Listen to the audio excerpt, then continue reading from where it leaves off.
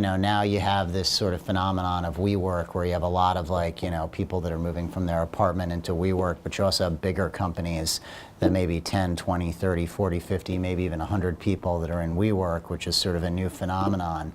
But even apart from that, the leasing transactions that take place separately from WeWork, 2 to 10,000 square feet, still occupy about 78% of the market. So if there's one takeaway from this, it's that there is no question that you're valuable as a small tenant, and you need to realize that. And then really what you need to do is you really just need to play your options against each other, right? So I think the market's softening, and just by example, I have one law firm client, they're 3,800 square feet. They were on Madison Avenue and 50th Street.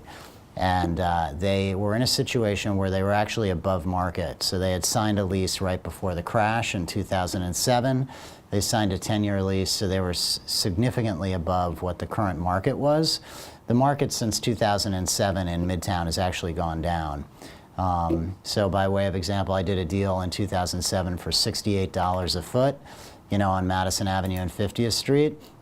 And we just renewed this particular law firm's lease at $65 a foot. Now the $68 a foot had rent step-ups all throughout for 10 years at 2%. So when you do 68 times 2% for 10 years, and then there was a step-up in the middle, the rent was really into the 80s already. So it was a significant savings for the tenant. But the way that we got there was we found a stalking horse. So what we did was we found a building on 3rd Avenue. And we did this early. We did this, the tenant's lease isn't up until April of 2018, but we just finished the deal. And we started looking really about a year before. And by the summer of 2017, we had found a space we really liked that could really work for us. And we asked the landlord of that building to issue us a lease.